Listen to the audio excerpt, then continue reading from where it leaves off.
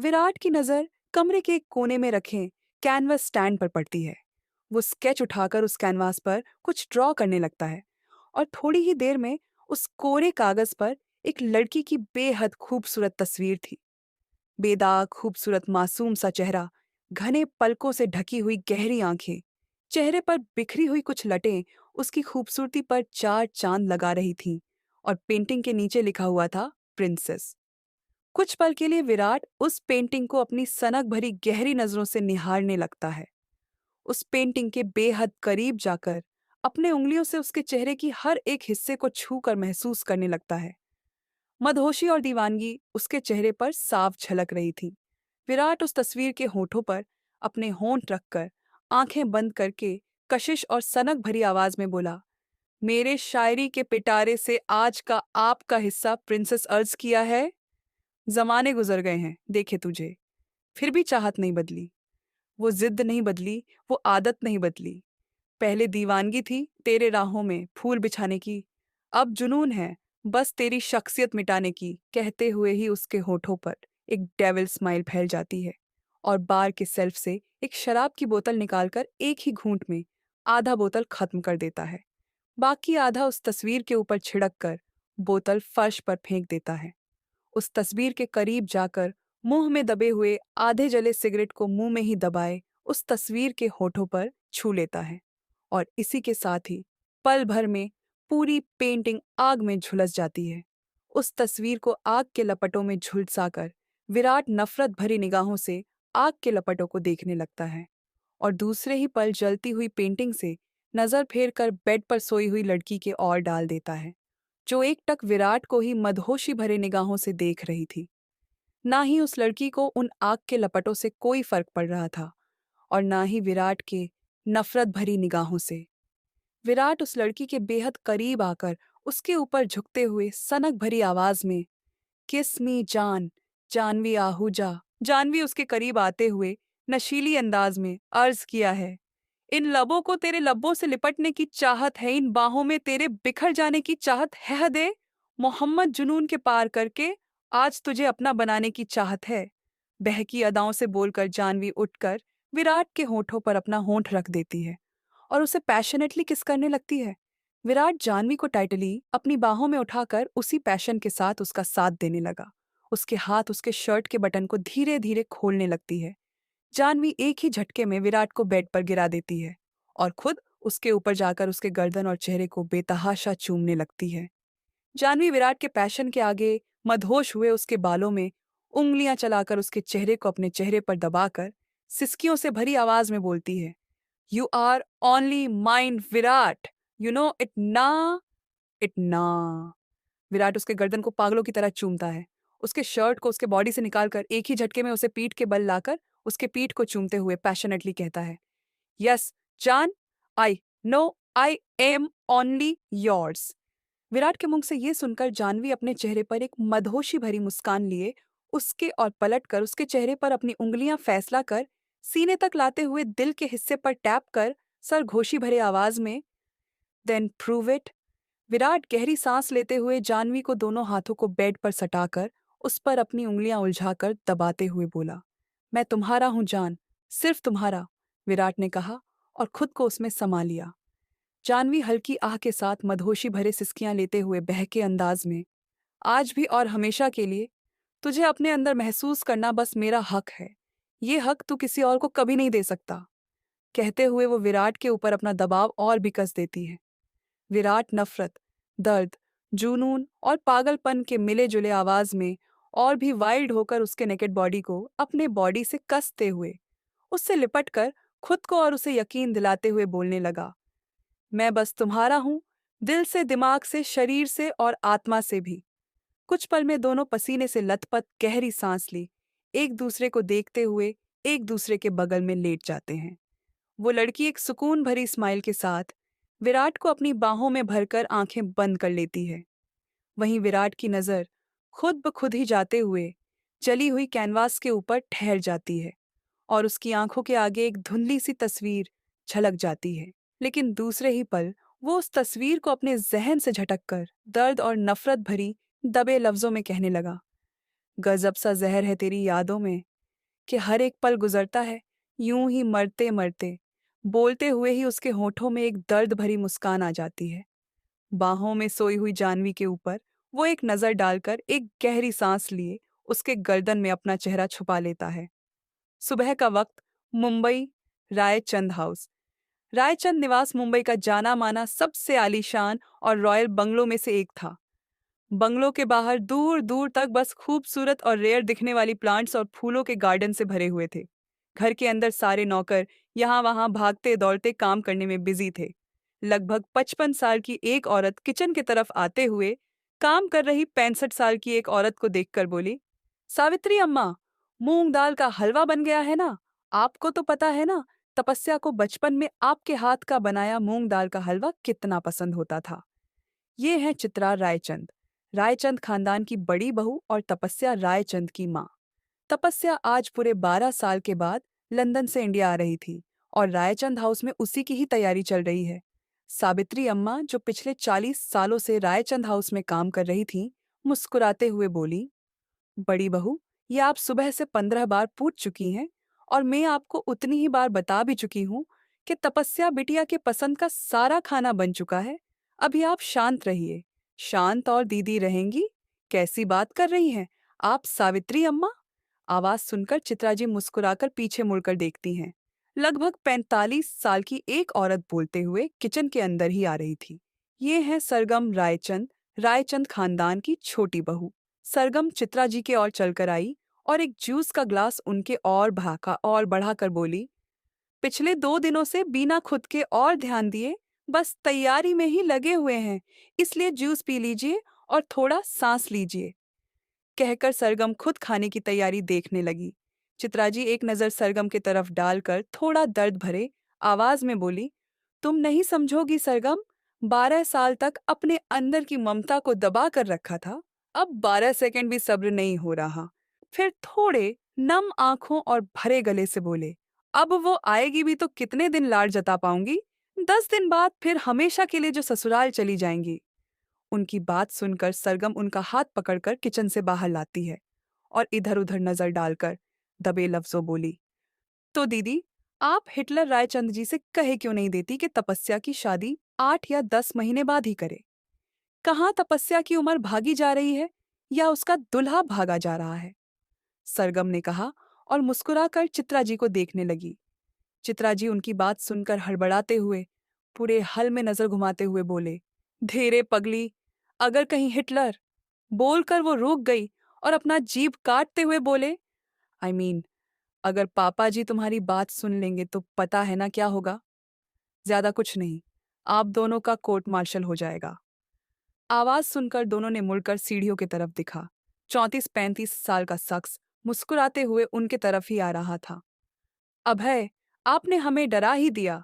उस शख्स को देखकर सरगम दिल पर हाथ रख गहरी सांस लेते हुए बोले, अभय रायचंद चित्रा, रायचंद के बेटे और तपस्या के बड़े भाई, 16 फीट हाइट, गेहूंया रंग, मस्कुलर बॉडी, देखने में काफी अट्रैक्टिव। सरगम की हालत देखकर अभय मुस्कुराते हुए, गुड मॉर्निंग माँ, गुड मॉर्निंग चाची, बोलकर वो दोनों के पैर छूकर साइड में पड़े सोफे पर बैठ जाता है। चाची, एक कॉफी। अभय शरारती ढंग से मुस्कुराए सरगम जी की तरफ देख बोला। सरगम जी उसके कान खींचकर, डरा दिया आपने तो हमें, लड़खड़ाते आवाज से कहकर अपने सीने को रब करते हुए किचन के अंदर चले गए। चित्रा जी उसके पास बैठकर एक्साइटमेंट में, आप अभी जाएंगे ना तपस्या को एयरपोर्ट से लाने? जी माँ, अभी 10 मिनट में निकलेंगे हम। अभय उनके तरफ देख मुस्कुराते हुए बोला, क्यों, 10 मिनट पहले जाकर एयरपोर्ट पे वेट कर लेंगे तो कुछ प्रॉब्लम है क्या? क्योंकि हम नहीं चाहते कि प्रिंसेस के आने की खबर उनके वेलकम पार्टी से पहले किसको भी पता चले। यशवर्धन जी की सर्द आवाज अभय के कानों में पड़ी तो उसने कस कर अपनी आंखें मूंझ ली और हाथों की मुट्ठियां बनाकर गुस्सा कंट्रोल करने लगा। चित्रा जी उठकर खड़ी हो गई और सिर पर पल्लू ठीक करते हुए बोली, गुड मॉर्निंग पापा जी। चित्रा जी के गुड मॉर्निंग विश को पूरी तरह से इग्नोर करते हुए यशवर्धन जी अभय के पास आकर खड़े हो गए। 77 साल के यशवर्धन रायचंद दिखने में ज्यादा से ज्यादा 55 या 60 साल के ही लग रहे थे। चेहरे पर गुरूर और तेज समय के साथ घटने के बजाय बढ़ता ही जा रहा था। सिर्फ ऑफिस ही नहीं, बल्कि घर में भी उनके मर्जी के बगैर एक पत्ता तक को हिलने की इजाजत नहीं थी। अभय यशवर्धन जी को अपने सामने देखकर खुद सोफे से उठकर खड़ा हो गया और बीना उनके तरफ देख अदब के साथ उनके बातों का जवाब देते हुए बोला, आप कहते तो हम कल रात से एयरपोर्ट पर बैठ जाते, लेकिन उससे फायदा कुछ नहीं होता, क्योंकि कम से कम प्लेन की अराइवल और डिपेचर यशवर्धन रायचंद के इजाजत का मोहताज नहीं है। वो अपने शेड्यूल के हिसाब से ही चलती है। बोलकर उसने बेफिक्र भरे नजर से यशवर्धन जी की तरफ दिखा और माँ, हम चलते हैं, बोलकर वहां से चला गया। सरगम पीछे से आवाज देते हुए, अरे अभय, आपकी कॉफी। अभय बिना किसी के तरफ देखे चलते हुए ही, दादू को पिला दीजिए चाची, लोगों के टॉर्चर करने के लिए पूरे दिन बेहद एनर्जी की जरूरत पड़ती है। यशवर्धन जी कुछ पल गुस्से से उसे जाते हुए देखते रहे, फिर चित्रा जी की ओर देख गुस्से से बोले, कुछ ज्यादा ही बदतमीज हो गए हैं आपके बेटे, थोड़ा तमीज सिखा दीजिए बड़ी बहू। कहकर बीना चित्रा जी के जवाब का इंतजार किए वो सीढ़ियों का रुख किए अपने कमरे की ओर चले गए। यशवर्धन जी के जाते ही चित्रा जी चुपचाप सोफे पर बैठ गई। चिंता की लकीरें उनके माथे पर साफ साफ दिख रही थीं। सरगम कॉफी का कप साइड में रख उनके पास बैठ जाती हैं और उनके हाथों पर हाथ रख समझाते हुए, आप चिंता मत कीजिए दीदी, बस एक बार अभय की शादी प्रिया से हो जाए, प्रिया अभय की मंगेतर, फिर देखना सब ठीक हो जाएगा। प्रिया बहुत समझदार हैं, संभाल लेंगी वो अभय को, और अभय बेहद जल्दी अपना पास्ट भूल जाएंगे और धीरे धीरे पापा जी की नाराजगी भी दूर हो जाएगी। सरगम की बात सुनकर चित्रा जी एक जबरदस्ती को मुस्कुराहट चेहरे पर लाकर, ये सब तो तब होगा ना जब अभय प्रिया से शादी करेंगे, उनकी मंगनी को 2 साल हो गए हैं और अभय अभी तक। बोलते बोलते ही वो रुक गईं और उनकी आंखों से आंसू बहे गए। सरगम उनके आंसू पोंछकर दिलासा देते हुए, मंगनी के लिए मान गए थे ना, थोड़ा और वक्त दीजिए दीदी, शादी के लिए भी मान ही जाएंगी, सरगम ने कहा और चित्रा जी के गले लग गई। Hotel royal presidency. सुबह का वक्त। जानवी बिना अपनी आंखें खोले आसपास बेड पर हाथ टटोलने लगती है। विराट के ना होने के एहसास से ही वो एक ही झटके में उठकर बैठ जाती है और पूरे कमरे में नजर घुमाने लगी। मिरर के सामने विराट को ब्लैक बिजनेस सूट में तैयार होता हुआ देख साइड में पड़े बेडशीट को अपने ऊपर आधे अधूरे लिपट कर उसके पास जाकर उसे पीछे से बाहों में भर लेती है। क्या हुआ जान? विराट बिना किसी भाव अपना वॉच पहनते हुए पूछने लगा। जानवी उसके पीठ पर सिर रखे आंखें बंद करते हुए निंदियाती आवाज में, आज कुछ ज्यादा ही जल्दी नहीं उठ गए और कुछ ज्यादा ही हैंडसम नहीं लग रहे हो? विराट अपने बाल सेट करते हुए, इट्स 11 AM जान, माँ का घर से फोन आया था। प्रिंसेस, विराट की भतीजी पीहू, जिसे विराट प्यार से प्रिंसेस बुलाता है, बेहद याद कर रही है, इसीलिए। क्यों, कुछ हुआ है क्या पीहू को? परिधि, परिणीति विराट की बड़ी बहन पीहू की माँ, तो ठीक है ना? आज तो उनका चेकअप था ना? इससे पहले कि विराट अपनी बात पूरी कर पाता, जानवी उस पर सवालों के बौछार करने लगी। विराट पीछे मुड़कर उसके होठों पर उंगली रख, श्श्श, सब ठीक है, किसी को कुछ नहीं हुआ, अब तू जा और जल्दी से रेडी हो जा। जानवी अपने होठों पर रखे विराट की उंगलियां को बाइट करते हुए शरारत से बहके अंदाज में बोली, आई एम हंग्री। विराट उसकी बात सुनकर उसे खुद से दूर करते हुए, तो तू ब्रेकफास्ट ऑर्डर कर ले, मैं चलता हूँ, तेरे लिए गाड़ी भिजवा दूंगा, कहकर वो जाने लगा। जानवी उसके टाई को खींचकर खुद के करीब करते हुए सेडक्टिव अंदाज में, मैं तुम्हें खाना चाहता हूँ मिस्टर विराट अग्निहोत्री। विराट उसके सीने के पास एक उंगली रखकर खुद से दूर करते हुए, मैं प्राप्त कर रहा हूँ लेट मिस जानवी आहूजा, बोलकर वो जाने लगा। 12 साल के बाद उसके करीब जा रहा है, इसलिए शायद मुझसे दूर जाने के लिए ये कदम कुछ ज्यादा ही हड़बड़ाहट में है। सही कहा ना? उसकी बात सुनकर विराट के चलते कदम ठहर जाते हैं, लेकिन वो पीछे मुड़कर नहीं देखता।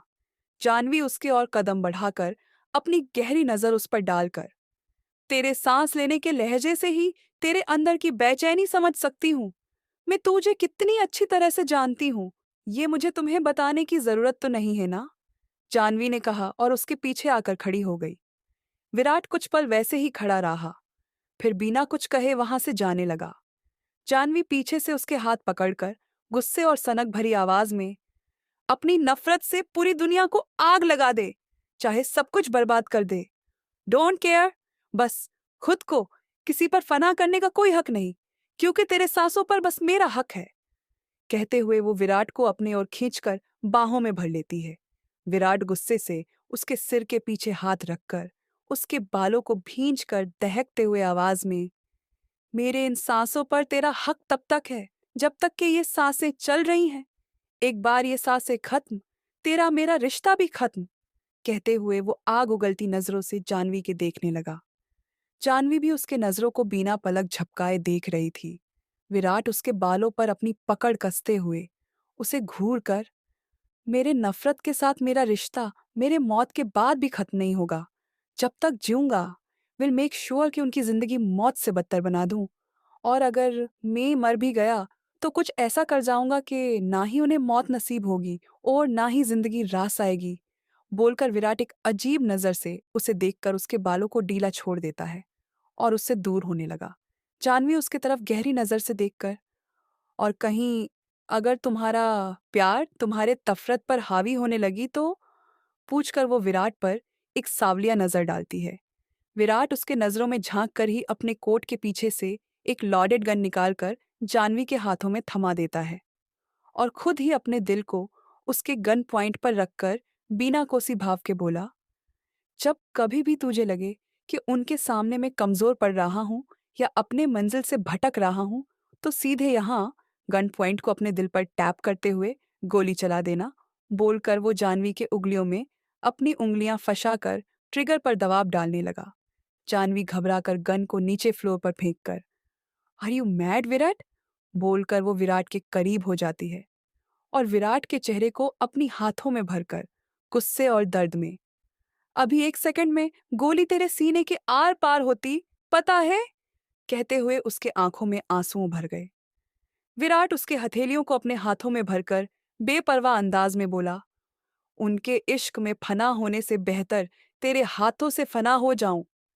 कहते हुए वो जानवी के डिजायर भरे नजरों में देखने लगा। जानवी की नजरें उस पर और भी गहरी होने लगी।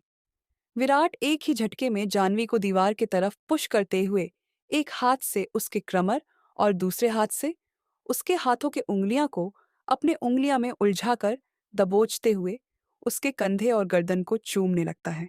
विराट इस वक्त बिल्कुल जेंटल नहीं था, बल्कि इस वक्त तो जैसे उस पर जुनून सवार था। जुनून, उसके दिल में दबे नफरत की, उन प्यार भरे यादों की जिससे वो दूर भागना चाहता था। जुनून उस बेचैनी को मिटाने की जो वो इस वक्त महसूस कर रहा था। विराट के होंठ पैशनेटली जानवी के गले से होकर उसके कंधे और सीने तक चल रहे थे। विराट एक ही झटके में जानवी के बदन पर लिपटे उस बेडशीट को खींचकर उससे अलग कर फर्श पर फेंक देता है। जानवी को भी अच्छी तरह पता था कि विराट को इस वक्त क्या चाहिए।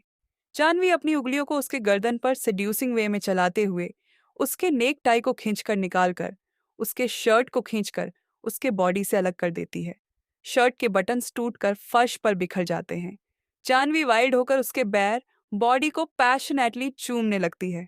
विराट भी अब जानवी के इंटेंस पैशन को महसूस कर वाइल्ड होने लगा और जानवी को बाहों में भरकर बेड पर ले जाने लगा और बेड पर उसे लिटाकर खुद उसके करीब बढ़ जाता है। एक झटके के साथ उसे पलटकर उसके खुले पीठ को अपने उंगलियों से सहलाने लगता है और झुककर उस पर अपने होंठ रख उसे बेतहाशा चूमने लगता है। पूरा कमरा जानवी के मदहोशी भरे सिसकियां से गूंज रही थी। विराट जानवी को अपने और पलटकर खुद बुरी तरह से उसके ऊपर आ जाता है और उसके होठों पर अपने होंठ रख किस्से के साथ साथ बाइट करने लगता है।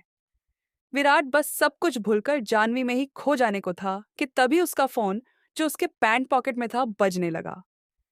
विराट फोन पिक करने के लिए हल्के से जानवी से दूर होता है और पॉकेट से फोन निकालकर स्क्रीन में फ्लैश नंबर को देख उसके चेहरे के भाव कुछ बदल से जाते हैं, जो कुछ दर्द के साथ साथ बेचैनी भरी भी थी।